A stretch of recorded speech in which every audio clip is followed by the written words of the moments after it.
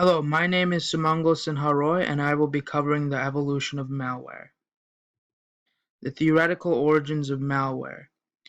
In 1949, John von Neumann published a paper called The Theory of Self-Reproducing Automata. In this paper, John von Neumann proposed that computer programs might be able to replicate. Later, Cohen would make a rigorous mathematical definition for a computer virus. He would demonstrate his code by infecting several computers running Unix. He would do this from his VAX computers, and he was able to infiltrate them all within a matter of a half hour. He took only 8 hours to write the first viruses. In the beginning, malware was originally a small activity that was mostly for mischievous purposes rather than outright nefarious criminal purposes. This is because most computers were infected by the manual spread of infected removable media such as floppy drives. This also meant that malware creators had some fun, often showering the victim with colorful graphics. As seen here, this is the ambulance virus, and it deletes your files and shows the text as the virus is deleting them. It is also the first encrypted virus. L-Cloner was one of the first viruses, and it was made by a 15-year-old high schooler named Rich Skentra. The virus could, unfortunately, overwrite certain parts of an Apple DOS disk. There were also other viruses. There was the Brain virus, which would overwrite the boot records and flash a message indicating the location of the virus makers. This was to prevent pirated software. The first worm that received major media coverage was the Morris worm. It was created as an experiment to learn about the size of the internet. The creator managed to mess up his worm because it would spread 1 out of 7 times even if the computer was previously infected. This worked as a denial of service attack because the computers would slowly ground to a halt. The reason this happened was because computers could trivially pipe yes to the process that ran the worm, so sometimes it would actually reject the yes message and spread anyways. The worm exploited several vulnerabilities, but the most famous vulnerability was in the finger program. This was created by a buffer overflow. The worm also exploited vulnerabilities in the remote shell. As a response, the certcc was created.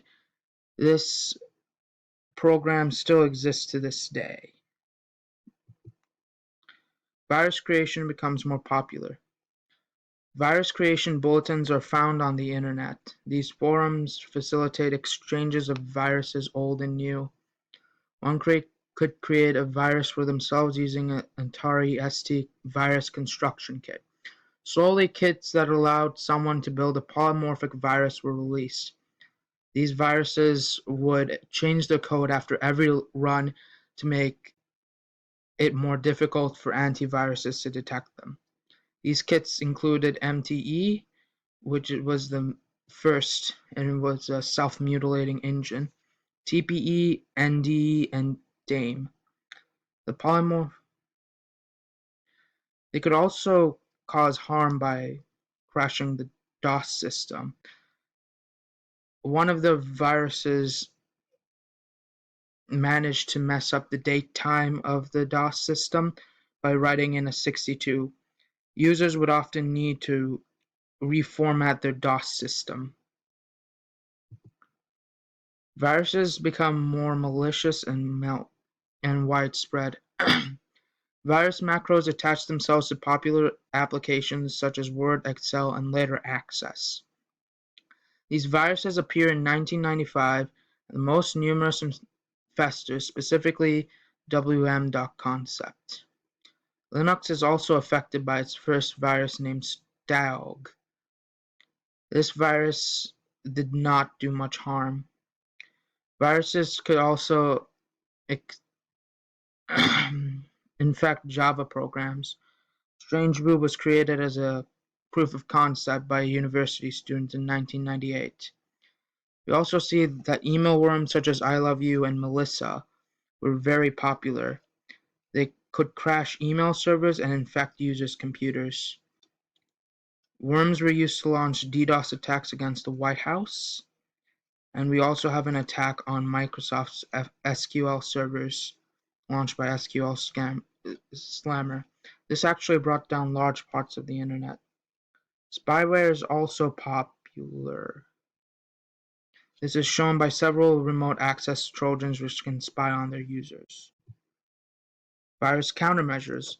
All of this time, antivirus corporations have had to adapt. The first antivirus programs were developed around the 1980s with programs like FluShot Plus and Antiforus. We also see several antivirus companies that are still around today from the late 1980s.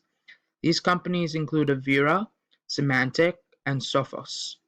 Antivirus software would slowly migrate from using signature-based software, which would use a large database of virus signatures and scan each file to determine if it was a virus, to behavior-based software, which could block programs that did suspicious activities.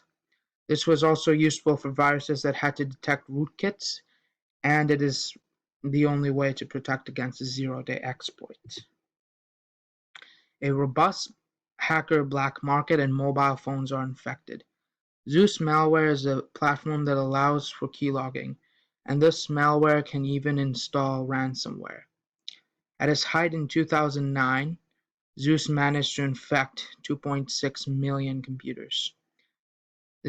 This malware was used mostly for financial purposes. The botnet would even have a complicated routing system, sort of like a pyramid scheme, where each user would get a cut of the final money. Eventually, the money would end up in Eastern Europe. Mobile phone malware is a gigantic problem. Most of the App Store is unmonitored, and most users don't feel mobile antivirus is important. Lastly, the malware itself changes too rapidly for anti-malware to catch up. An example of how dangerous the threat is shown by Hummingbird. This malware has infected 10 million phones and generates $300,000 in monthly revenue. Malware and cyber warfare. Stuxnet, released in 2010, showed that cyber warfare could be a devastating tool. This worm managed to set back Iran's nuclear program by 2 years. Next, we saw Flame and Duqu. Flame was used to perform cyber espionage in the Middle East and could specifically monitor Skype calls, take screenshots, and send them remotely to a command and control center. Duqu also acted as cyber espionage and was built right after Stuxnet. Other nations have also caught on to this trend, like North Korea and Russia. North Korea released WannaCry and hacked Sony. On December 2015, Russia released Black Energy malware, and as a result, 73 megawatt-hours of electricity was not supplied to Ukrainian nationals. The Russians also managed to combine this malware attack with a spear phishing attack, and disabled several crucial power substation utilities such as backup power. The rise of ransomware. Ransomware is malware that encrypts a user's file and charges them to decrypt the files.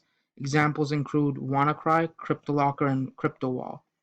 The user usually installs these inadvertently. However, WannaCry could spread without user interaction. There are also mobile ransomware apps.